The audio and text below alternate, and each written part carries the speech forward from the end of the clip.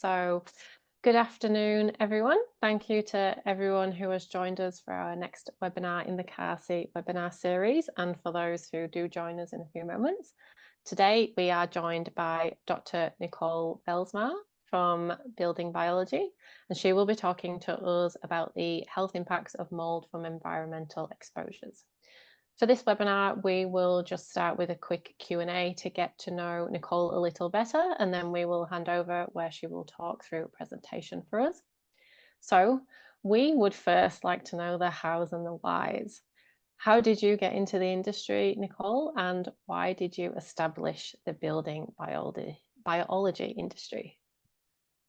Well, initially I was working as a clinician, as a naturopath and acupuncturist, and I noticed a very strong correlation with many of my patients with asthma, allergies, and chronic fatigue syndrome and their home. Now, it didn't become apparent initially, but over the 15 years, many of them by their third consultation would be asking me about the mould in their house and other issues going on in their home, such as the meter panel, etc. And when we look back at the timing of exposure, is that many of these patients got sick after a water event or after moving into what was later a water damaged building. It wasn't until we moved into our first home that we bought in Melbourne that I had 10 miscarriages, and no one was able to identify why I was having so many miscarriages. We went to the recurrent miscarriage clinic and they couldn't identify any cause for that. And when I spoke to my neighbour during the 7 years I was having these issues, she said no one successfully has had children in this particular home that you're living in, even though it's 70 years old. So I then realised when I did a visual inspection that was sleeping next to the meter panel, that there was also significant geopathic stress going underneath the master bedroom. There was traffic-related air pollution, and Parks Victoria would regularly spray along the boundary of or perimeter of our land. So there were multiple issues going on. So I said to my husband, we need to get out of this room, out of this bedroom, and get to the back bedroom where all these issues are not present. And the next time I fell pregnant naturally was with twins, and the rest is history. So I started to investigate the impact of indoor air quality on human health. And despite having a double degree and lecturing at university, environmental exposures are largely ignored, even now in clinical practice and natural therapies. So I started to look at the US EPA's research on air quality, and I was wondering why we weren't trying to, look at this.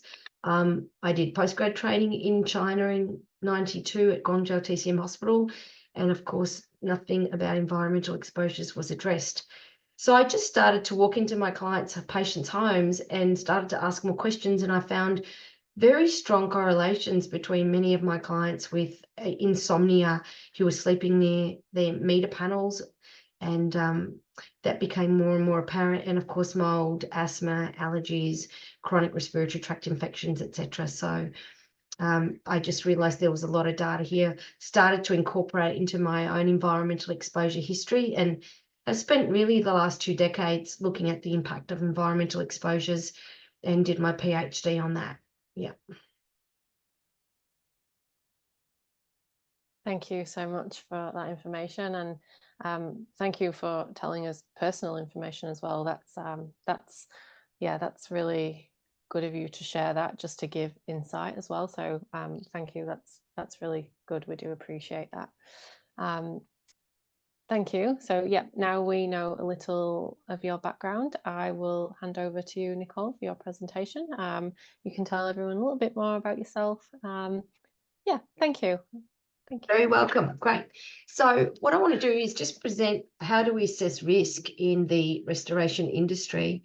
I think what I'll do is I'll just share from the beginning of my slide to assess risk in the water damage industry. So I sort of fell into this industry unexpectedly when I wasn't getting results with my patients with chronic respiratory tract infections and asthma and allergies, and have been obviously established the Australian College of Environmental Studies in 1999, which is a registered training organisation and provides the only nationally accredited training in testing water damaged buildings.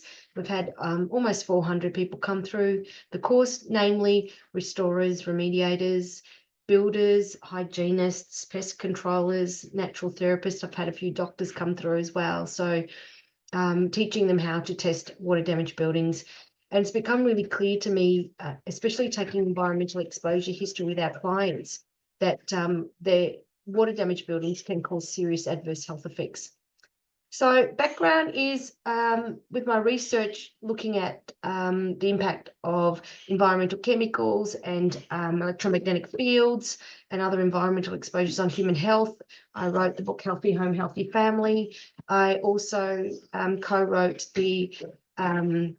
a report for the RACV insurance on the perfect storm, the implications of mould in Australian homes, and also a chapter in a book on advanced environmental medicine. Lots of information on the media for restoration in terms of mould adverse health effects on mould in the body. And I'm sure we're quite aware of, there's so much more coming onto the market about concerns about Australian housing stock and concerns about impact on human health. And so I wanted to really go through looking at adverse health effects, what we know about this and why we need to implement this in terms of risk management. So, of course, the parliamentary inquiry in 2018 indicated and highlighted that there are systemic failures across multiple industries, including building construction, including medicine, in failing to identify patients impacted by water damaged buildings, that we know our codes and standards are not adequate and they're certainly not best practice. And as a result of this, there's been some good outcomes. There's definitely a lack of standards for restorers and remediators who are often left in the dark as to what should be done as best practice and duty of care to ensure that they're doing the right thing by all stakeholders. Research by Lisa Colburn, who's a colleague and friend of mine. She's currently completing her PhD on the impact of dampness on human health and has two really good papers. One came out this year, one in 2022, on the emerging health concerns associated with dampness in Australian residential housing stock. And what she showed in the paper that was published this year is that dampness can cause serious adverse health effects, especially neurocognitive decline. So the major symptoms people who are in these damp environments are causing brain fog or poor concentration, poor memory, missing words mid-sentence, headache, sleep disturbances, memory loss, and of course, other things such as respiratory tract infections. And my question in the industry is, would you demand that the doctor give you chemotherapeutic drugs without evidence to confirm a cancer diagnosis? Now, this seems a little bit odd here, but, would you go to the doctor and say, give me some chemo because I think I've got cancer? Of course you would not. You need adequate evidence to support your hypothesis that you think you've got cancer. So that's really important. And unfortunately, in the restoration industry, a significant proportion of restoration and remediation jobs are being conducted without adequate evidence to quantify the fungal particulate load in the built structure. So I want to talk about what, as a duty of care, best practice would look like. We need to gather sufficient evidence to determine the condition of substrates based on the IICRC S520, which of course was updated this year. To assess risk, and I'll go into more detail on this, and environmental exposure history becomes really important because if there are occupants in the building, whether it's a workplace or home, that suspect that they have adverse health effects, that escalates the recovery level and the need for an independent environmental consultant or mould testing technician. If they have been diagnosed with a medical condition, then you have a duty of care to actually ensure that you have an IEP or mould testing technician that's involved with the job. Visual inspection is really important and it needs to be thorough to identify any sources of moisture. It needs to identify any visible mould, condition 3 surfaces. Moisture mapping is important because moisture-laden material supports microbial growth. Sampling is utterly critical, and that became more apparent with the upgrade to the S520 this year, where both air and surface sampling are important to establish the fungal structures in the built environment. There's often a lot of misinformation in this industry that if you can't see mould and if the moisture readings are dry, that mould is not a problem. That couldn't be further from the truth. It has become very clear to me in the last 15 years that people in homes where you cannot see or smell mould but have a history of water events or water vapor issues, that have asthma or allergies, recurrent respiratory tract infections, bronchitis, pneumonia, or chronic fatigue-like symptoms that started when they've moved into these water damaged buildings or started after a water event, have serious adverse health effects.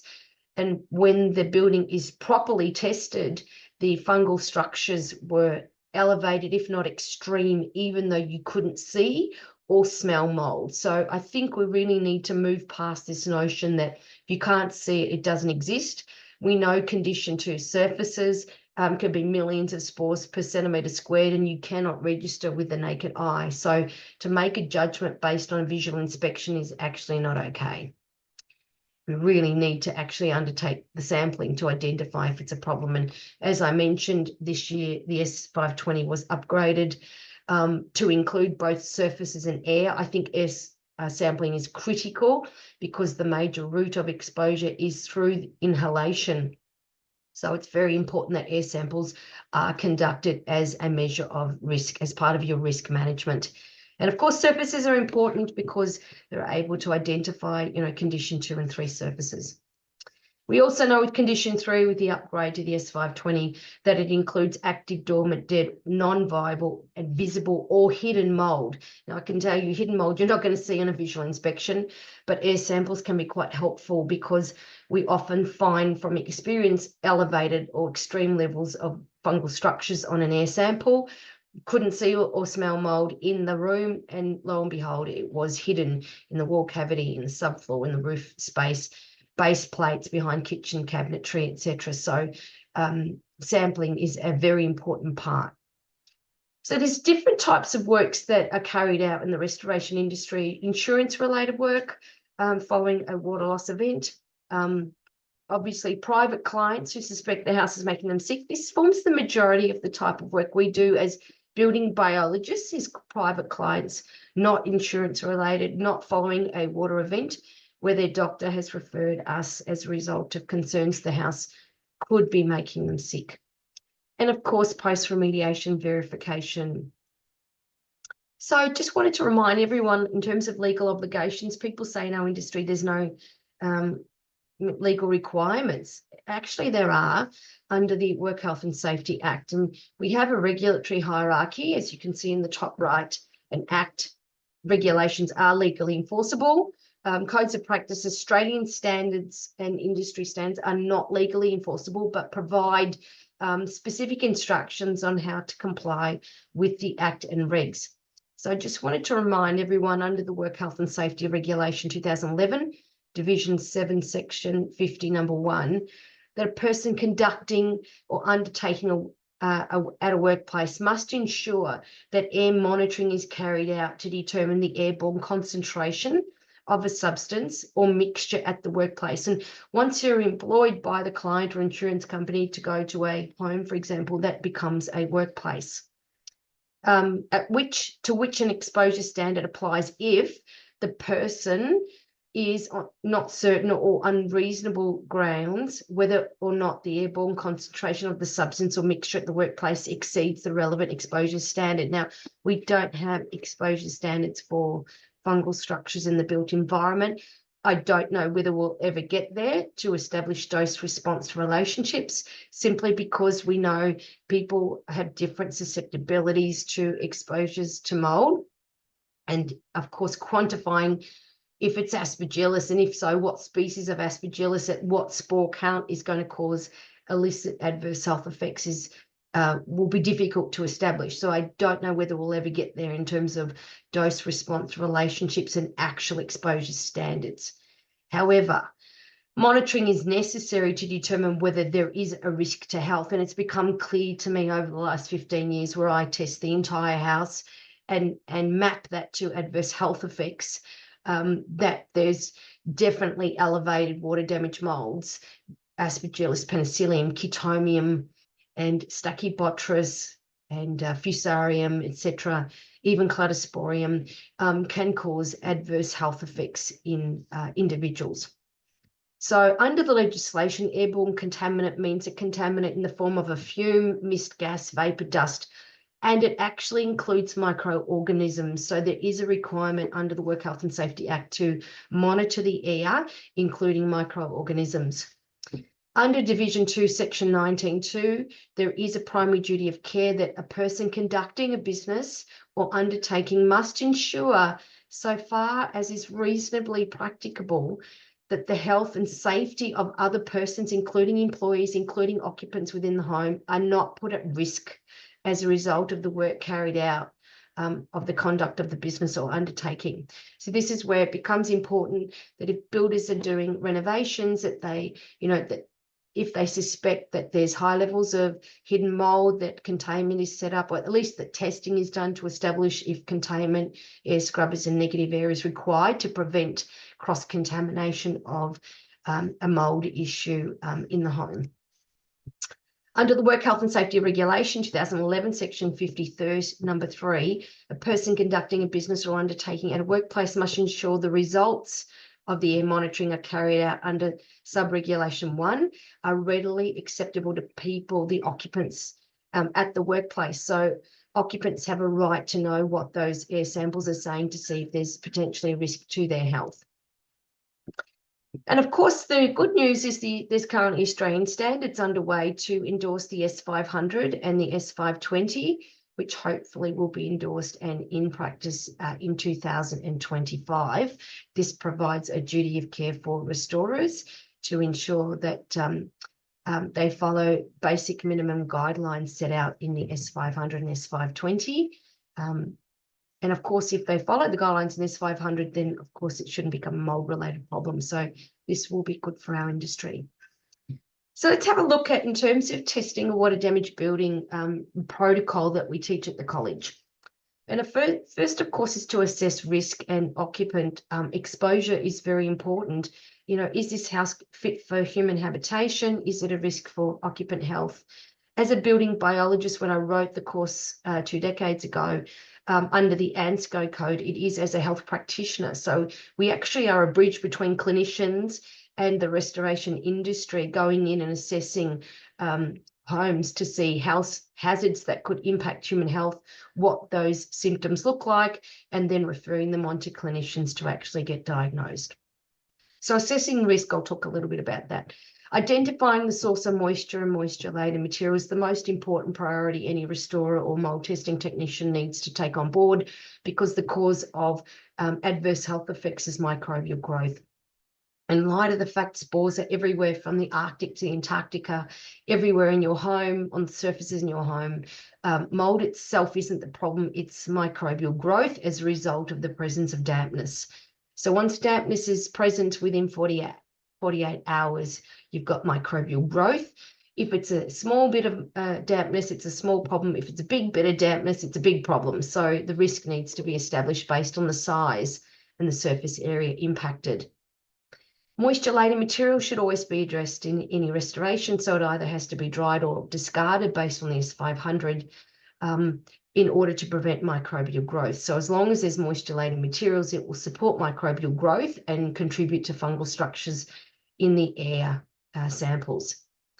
To determine the extent of fungal particulate spread from the actual growth, so identifying where the growth is happening, condition 3, and then if it's cross-contaminating adjacent areas is a really important part of a sampling strategy, and quantifying the fungal structures. This is the issue with many homes that we go to, where people come in and just, said that there's no problem, but have not undertaken not quantified the fungal structures in that built environment to make that claim.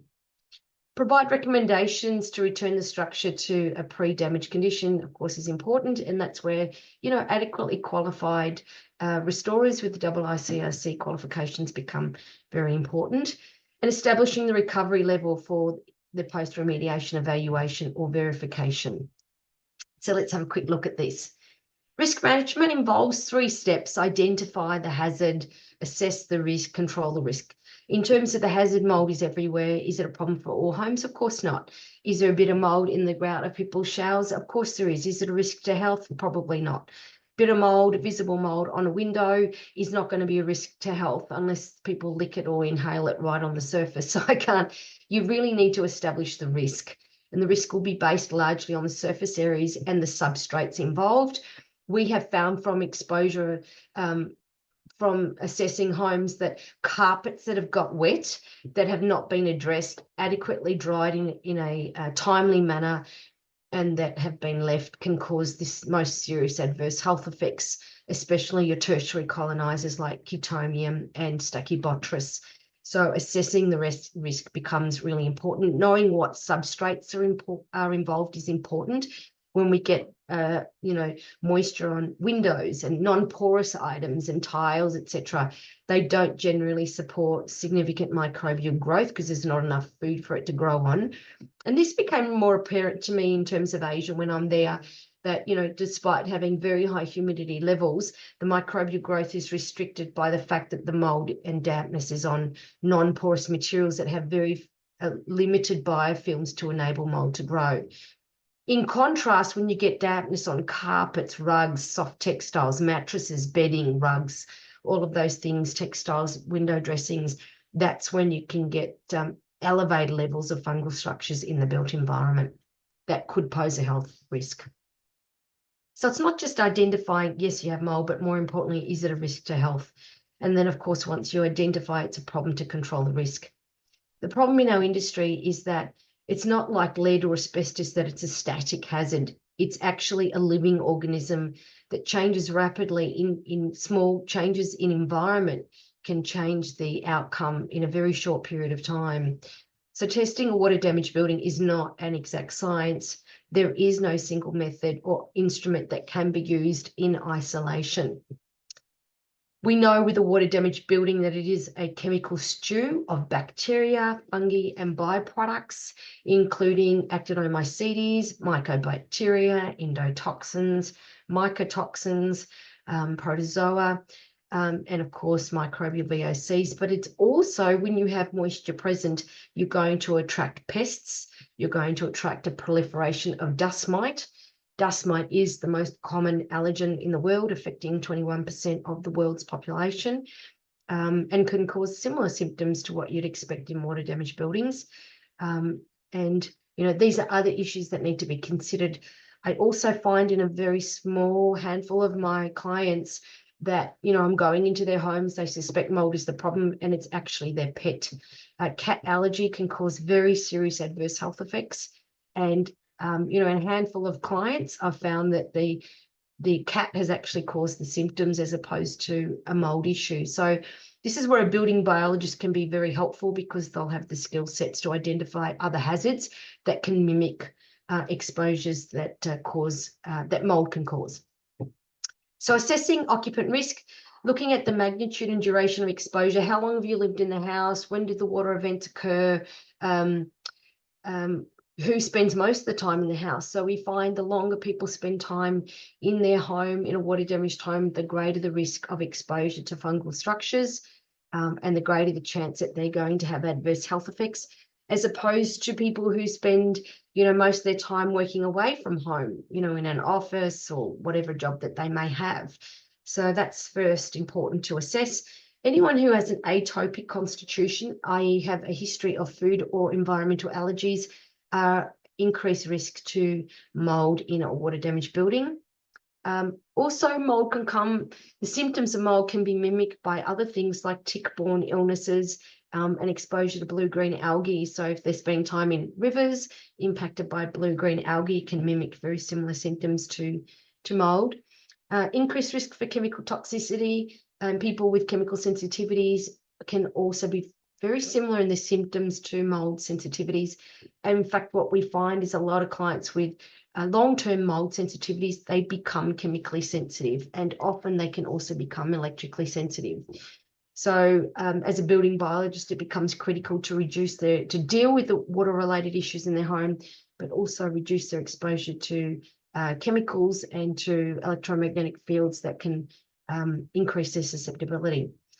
We know that there's a proportion of the population that are uniquely susceptible to mold in a way that they can't create antibodies, and their immune system is dysfunctional. It is what we call a dysregulated immune system that results in high levels of inflammatory markers. So how do we look? Let's look at what the research is saying about the impact of water damage on health. And the literature's been around for more than 2.5 decades. So when I'm training my students, mold testing technicians, we're looking at data that started in around 2000 by the World Health Organization, New York State Department of Health. I mean, it's just a plethora of data to say that water damaged buildings can cause adverse health effects. There's 4 ways that mold can actually cause problems. First, a true allergic reaction, which we refer to as a type 1 hypersensitivity reaction. Secondly, infection. Third, through toxins and inflammation. So an allergic response is something that most doctors will be familiar with by getting a blood skin prick test or a blood test in order to identify, do they have a true allergy to mold? And I always say to clients, this is something that you should consider if you have asthma or allergies like hay fever, if there's an actual sensitivity. But this only accounts for a very small percentage of clients who react to water damaged buildings. Most asthmatics, at least 80% of asthmatics, will have some form of sensitivity to mold. The second way is through infection. What we see in clients that are in water damaged buildings is that they have recurrent colds and flus. So we know it's normal for kids to have 6 or 7 colds or flu a year, but when they're recurrent and they drag on for weeks or months and they don't respond to treatment, that's when a red flag for me that we need to assess for water damage either in their kinder or their home or their car or etc. Because it's the nature of the infections is that they just keep dragging, they keep coming back and they drag on for weeks and months. So upper and lower respiratory tract infections would include your sinusitis, especially if it's chronic, pharyngitis, laryngitis, bronchitis, pneumonia. I've seen many clients with pneumonia in water damaged buildings that end up being hospitalised. So these are serious adverse health effects that need to be addressed, and this is one way that many clients can be impacted through water damaged buildings. And there's a lot of good data now about its impact on the respiratory tract or the lungs in the research. In fact, as I mentioned, dampness consensus documents from 2004 by the National Institute of Medicine, the US Department of Housing and Urban Development, US Government Accountability Office. I mean, this is only just a minority of data out now about the impact of water damaged buildings on respiratory tract infections. The other issue is that's becoming more prevalent in clinicians' awareness is mycotoxins. Mycotoxins are chemicals produced by some type of mold, and some of these are some of the deadliest known chemicals known to man. Now, remember, the purpose of mold is to decompose, and fungi is to decompose your house. It's nature's greatest decomposers. So it releases mycotoxins, which are often present on hyphae and reproductive structures and spores, and the purpose of it is to kill off its competitors. When you breathe these in, that's when serious adverse health effects may occur. We know many of these mycotoxins, like aflatoxin from Aspergillus, is a known carcinogen. It's toxic to the liver. It causes immune dysregulation. It's teratogenic, which means in an unborn child, it can cause birth defects.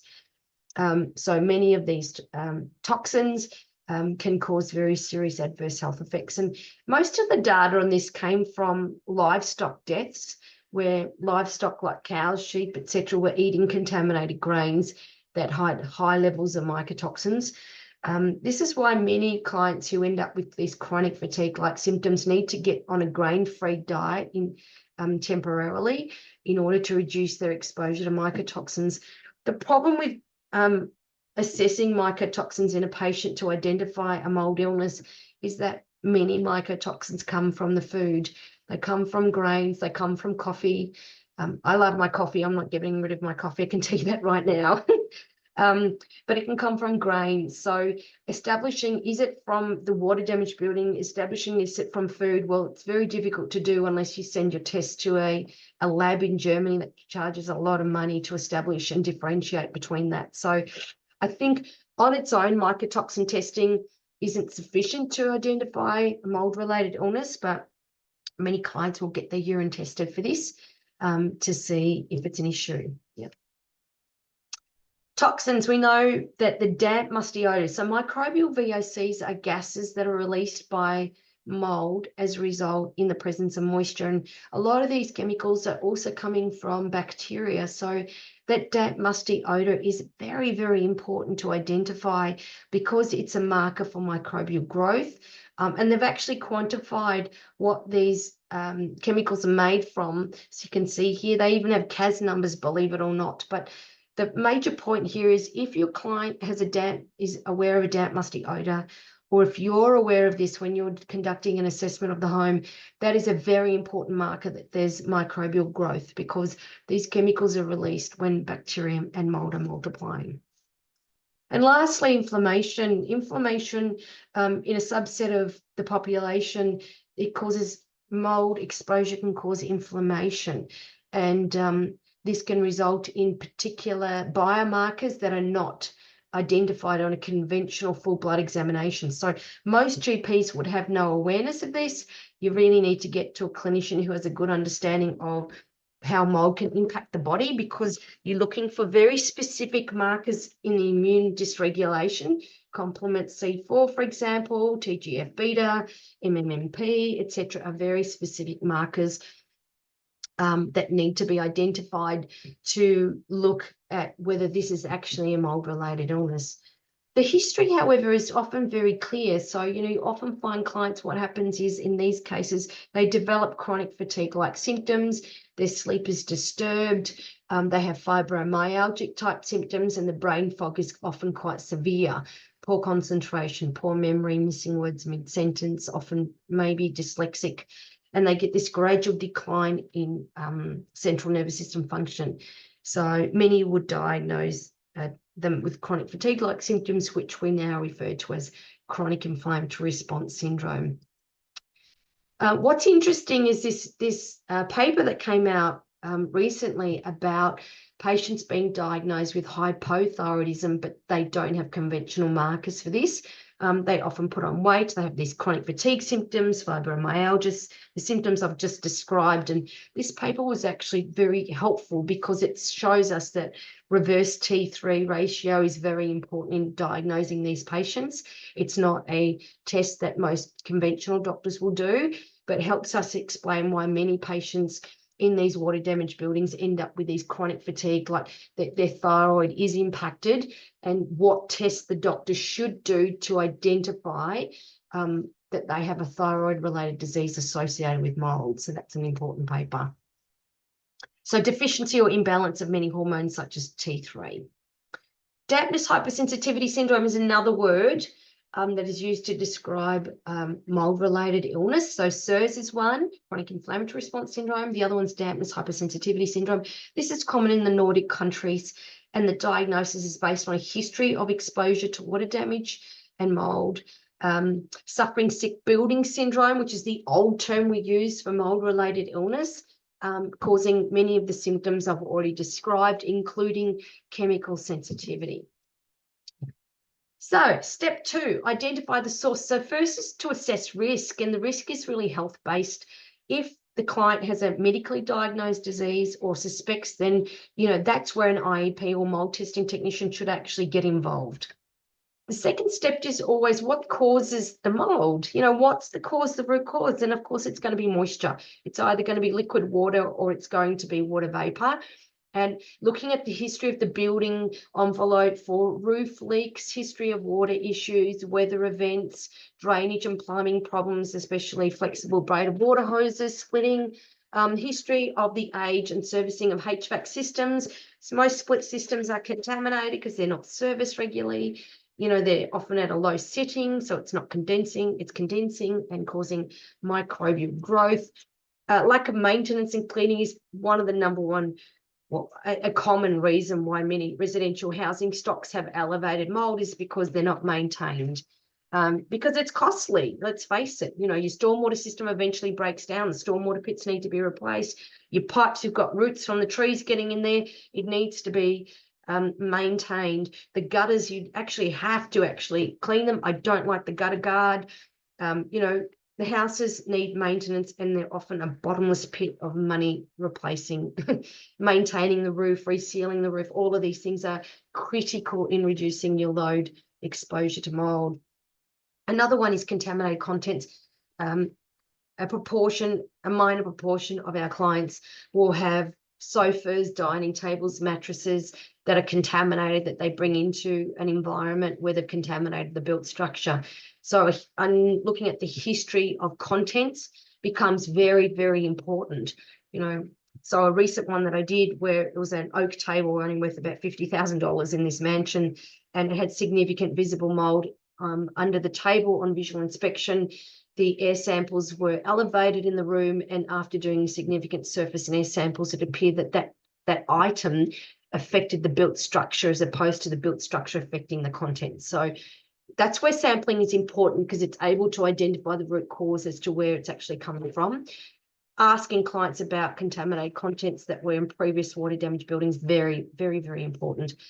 And of course, the water vapor. You know, in a lot of tight buildings, we've got condensation and mold-related problems by the first winter because it's so tight that the water vapor has nowhere to go. The vapor permeable membranes become very important, that they're adequate for the climate that they're in for that home. So that's really important that is done adequately, making sure all forms of water vapor like exhaust ventilation is flexed to the outside. So all that shower steam, etc., from bathing is vented to the atmosphere, not into a roof cavity or not used at all. So bathing, washing, cooking, breathing, you know, what's going on with all that water vapor. Once you have water vapor hitting a cold surface at dew point, you're going to have condensation. Condensation sitting there for more than 48 hours is going to support microbial growth. So dealing with that becomes really important. You know, first thing I teach my students to do is research the area. Where's the climate? What's the microclimate zone? If you're in the Blue Mountains, you're at dew point for a significant proportion of the year. You're in the clouds. So your home needs to have adequate capacity to deal with the fact you've got high levels of water vapor, even on the outside. Opening windows brings it in. If you live in the Central Coast, Sydney, Queensland, you've got times of the year where the relative humidity is exceeding 80%. So what form of dehumidification do you have in the house to keep it below, you know, 60% ideally? Because above 70%, you've got dust mite proliferation. Above 75%, you're going to have mold. So water vapor management becomes really, really important. Building in a flood zone, I mean, what can I say? Don't build your house on a flood zone. It's only a matter of time where nature will flood. So, you know, thinking about this before you buy a house becomes really important. For water vapor, it's really important to measure when you're testing water damage building what the water vapor levels are. So outdoors, comparing it to indoors, often we find, especially in new builds, the water vapor levels are far higher, 20, 30, 40% higher, because the water vapor management is inadequate. So that needs to be addressed. We know the external source of moisture. One of the worst things is, of course, you know, when you've got cleaning your roof and there's high levels of moisture coming in through the tiles.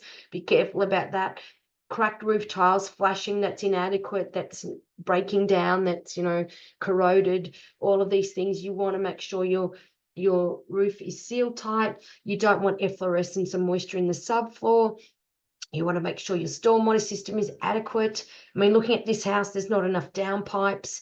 Downpipe should be every time the roof changes direction, should be nice round 900mm downpipes to enable the water to move away from the roof in the fastest possible time. You know, making sure your stormwater pits are adequate. So all of these things are basic maintenance issues that many of the old homes we go to are just not adequate. Internal sources of moisture, you know, flooding. So if you get a flood event, to make sure you dry in a timely manner, preferably within 24 hours. Within 48 hours, you'll start getting microbial growth. And if the restorer follows, and if the insurance company gets the restorer to get there in a timely manner, then a lot of the mold problems wouldn't be an issue. So I think it's important, you know, that insurance companies act in a timely manner to enable the restorer to be able to do their job, and hopefully the restorer follows the S500 to dry in a timely manner to prevent mold. One of the biggest problems I'm finding is steam cleaning carpets is a nightmare, you know, especially in rental properties. If you're steam cleaning and it's not drying, within 6 hours, ideally, you're going to start supporting microbial growth. And I've had many clients' homes that have had significant microbial growth because they're regularly steam cleaning their carpets or been in rentals where they're steam cleaning them between tenants, and now there's microbial growth. And as I mentioned, moisture in carpets is probably the worst adverse health effect that I have found personally over the last 15 years of testing water damaged buildings. Occupant activity. Breathing, cooking, washing, bathing is going to increase water vapor load. That's normal. That's why the house needs to have adequate ventilation in the kitchen. Make sure that the range does actually vent to atmosphere. The exhaust ventilation in the bathroom should be adequate. Evaporative coolers are a nightmare in terms of increasing humidity. Not ideal. I know they're cheap to run. They need to be serviced regularly. If you've got them, say in Melbourne or Adelaide, make sure it's serviced, and that you keep your windows slightly ajar to enable that humid air to move out of the house. But generally, we would not recommend an evaporative cooler. Unflue gas heaters, of course, carbon monoxide poisoning, but also increased water vapor in the home. And, you know, if people are cooking 3 times a day, it's really important they have good exhaust ventilation in the kitchen. Lack of maintenance, again, clutter, dust, gutters that are clogged are all issues that are a problem. Moisture mapping is important, identifying sources of moisture to identify potential leaks, and then, of course, addressing that, whether you're replacing gyprock, if it's condition 3 like here, or, you know, just getting to the source of the leak becomes important. So adequate moisture meters, using the right meter for the right substrate, understanding how to understand the limitation of your meters. Concrete moisture testing is probably the trickiest thing that a restore and mold testing technician will involve, because unless they follow the 2170 ASTM standard, a lot of the surface meters will only go in, say, 1.5 to 2 centimeters. So if it's a thick slab, most of the moisture will be on the base and will rise up in time. So you've got to be very careful if you're going to do slabs to prevent flooring failures, that you follow adequate standards and do sleeve tests. Sources of fungal particulate, as I mentioned, evaporative coolers are a problem. Split systems are a nightmare. 90% of all the split systems that I look at are dirty, which means they're contaminated. They need to be regularly serviced and sanitized. It's very important. As soon as you see this, you've got high cladosporium and high aspergillus penicillium levels in there, and of course it becomes an exposure to the occupants. People getting secondhand items off the street or off people where their water damage is also a source of fungal particulate that can impact an air sample. And of course, condition 3 needs to be thrown out. So visual inspection becomes really important for signs of moisture, as you can see in these pictures: delamination, swelling, condensation, efflorescence, cracks, all indicative of damp-related problems. Then, of course, visible mold, knowing how to use your torch correctly to identify visible mold becomes really important. Most of the time you spend conducting an assessment of a home will actually be using the torch to identify condition 3 surfaces, especially smooth edge. When we see this, often chetomians, that coffee ground look, that's really bad in terms of health effects as a tertiary colonizer for asthma and respiratory tract infections. Thermal imaging can also be very helpful to identify temperature differences. Remember, your thermal imaging is not picking up moisture, it's picking up temperature differences. Cold surfaces, as water evaporates off the surface, it cools. So we're looking for cool surfaces that are irregular shaped, that could mimic moisture. When we find this on our thermal imaging, we need to back it up with a moisture meter to confirm, is it actually moisture? So then getting on to step 3, identifying actual growth and the boundary of fungal particulate spread. What we know about mold is that it's on a surface most of the time. Takes 6 to 8 hours for Aspergillus penicillium to fall. So it's really important surface sampling becomes important. And there are multiple ways by which fungal particulate can move through the built environment, from exhaust fans, light fittings, stairwells, lift pits, electrical outlets, etc. So understanding if there's a mold potentially in the bathroom, is the exhaust fan pulling it into the roof void? Is it going into an adjacent room? Really thinking through your strategy about air pressure differentials in the home and where that fungal particulate could move. Air sampling is critical because it's the major route of exposure is through inhalation. When it comes to interpreting lab results, that's a science in its own right, and I do spend quite a lot of time with that in the mold testing course. But essentially, we're not just looking at the spore counts. The spore counts, in fact, are only one part of several things that you must look at when it comes to air samples. The spore counts from the outdoor versus the indoor is important. Because the outdoor gives us a baseline, but the outdoor samples are often very problematic. Outdoor samples are influenced by weather conditions. If it's raining, the basidioscope spores are going to be a lot higher. Spore counts are a lot higher. If it's windy, the spore counts are often a lot lower compared to, other times of the day. So the outdoor as a baseline is actually quite problematic. It still needs to be done. And how I analyze that is often looking at the percentage of water damage molds on the outdoor sample versus the indoors. As a baseline, your best baseline control is actually comparing similar rooms.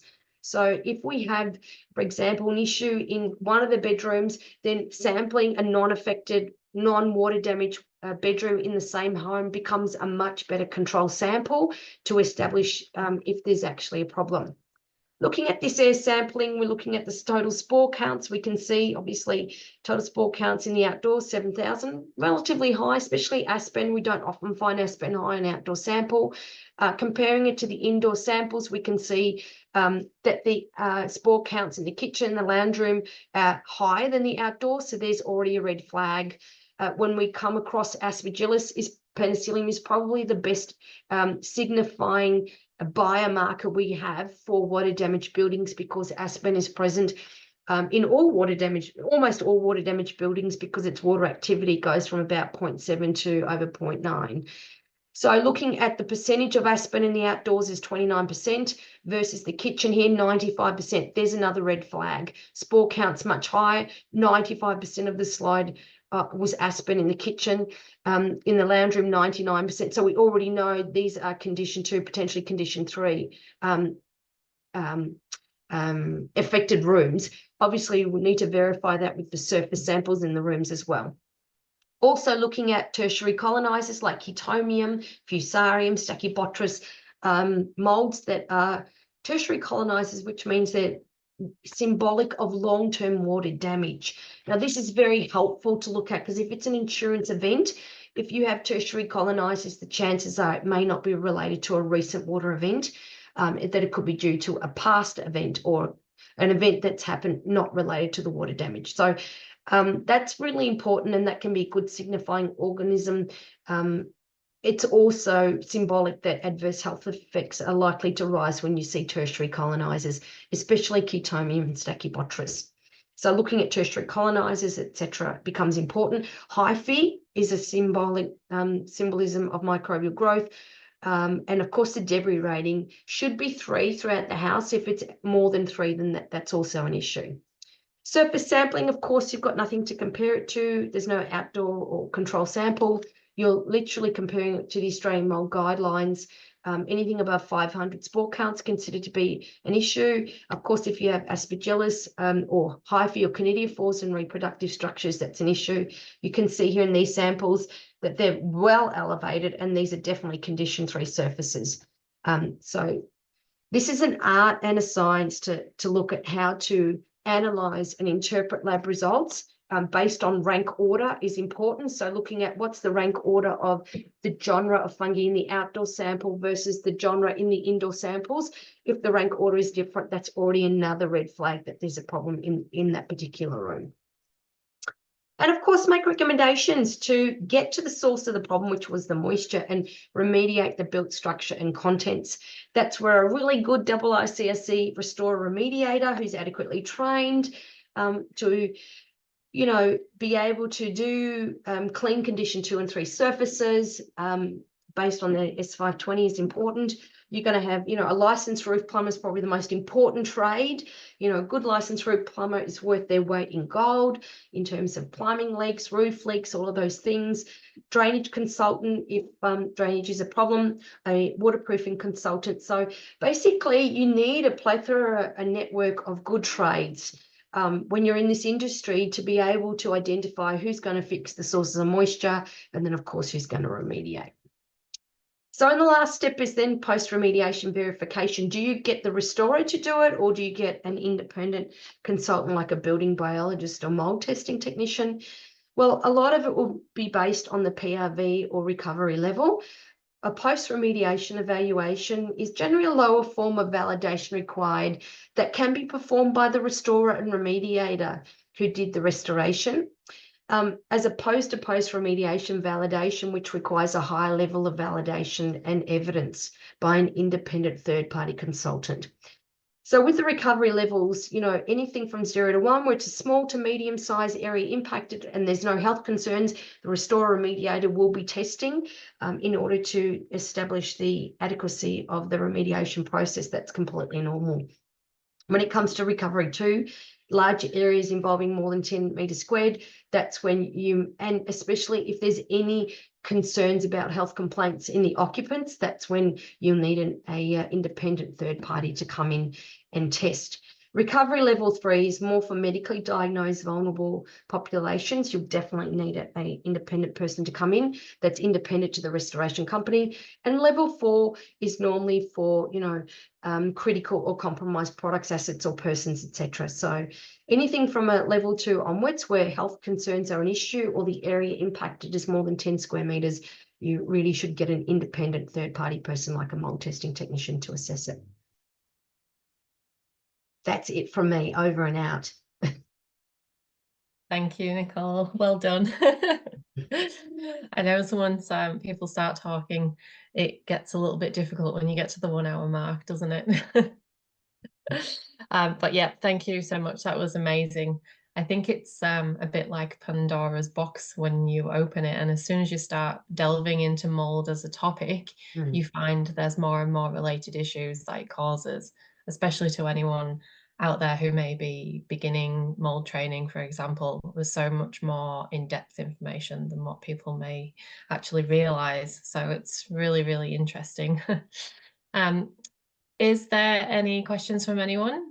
Please feel free to take yourself off mute if you do want to ask anything. No, I'll take that as a good sign that you were so informative, people don't need to ask anything. If any viewers now or that do watch this after do want to reach out at a later date to Nicole, she's more than happy to help you with questions, or you're welcome to also send them via myself. But if there's nothing else there, we'll stop it there and say thank you. Let Dr. Nicole go have a rest now after all the talking. And good afternoon, everyone. Thank you. Thanks. Thanks, Nicole. Thank you.